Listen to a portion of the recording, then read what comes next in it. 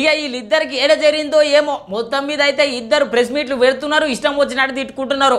మొన్న బంగ్లా Ganesh sir press meet పెట్టే రోజమ్మను ఇష్టం వచ్చినట్టు వరుసుకునే.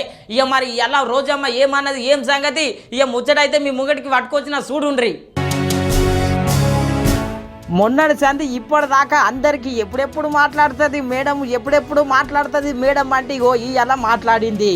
మొన్న బంగ్లా గణేష్ సారు గాంధీ భవన్లో కూర్చొని గట్టిగా అరుచుకున్నాడు కదా రోజమ్మను.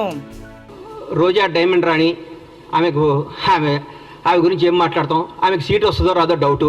నువ్వు పులుసు వండి పెట్టావు కాబట్టి నువ్వు పులుసు పాపవు, నువ్వు వదిలే. నువ్వు రేపో మాపో మాజీ అవుతావు, ఆ మాజీ ఈ మాజీ కలిసి పెట్టి ఇక్కడ వచ్చి జబర్దస్త్ ప్రోగ్రామ్ చేసుకుంటా, పగల జబర్దస్త్ షూటింగు, నైట్ పూట ఏమో మాజీలు కలిసి తాజాగా కేజీలు తెచ్చుకొని పులుసు వండుకొని పెట్టుకోను. అంతేగాని మా ముఖ్యమంత్రి అనే స్థాయి నీది కాదమ్మా తల్లి, నువ్వు ఇది స్థాయి కాదు, నువ్వు ఐటెం రానివి, నువ్వు ఐటెంలానే ఉండు. ఇన్నరు కదా బంగ్లా గణేష్ సారు మాట. ఇగో తూటాలు లెక్కనే సమాధానం ఇచ్చింది రోజమ్మ. అయితే ఎవరతను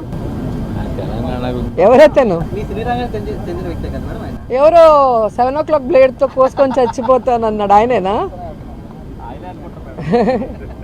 ఏం చెప్తాం వాళ్ళ గురించి. కానీ ఇగో ఇన్నరు కదా వీళ్ళిద్దరికి నడుమ కొట్లాట.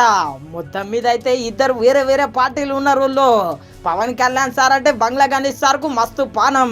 ఇక పవన్ కళ్యాణ్ సార్ను కూడా అరుచుకున్న బట్టే, ఇటు రేవంత్ రెడ్డి సార్ను కూడా అరుచుకున్న బట్టే, ఇక మొత్తం మీద అదే పగతోని గీ తీర్లు అరుచుకున్నాడు బంగ్లా గణేష్ సారు. ఇక రోజమ్మ అదే తీర్ల సమాధానం ఇచ్చింది అనుకోండి. ఇక చూడాలి మరి వీళ్ళిద్దరి మధ్యలో పంచాయతీ ఏడు దాకా పోతుందో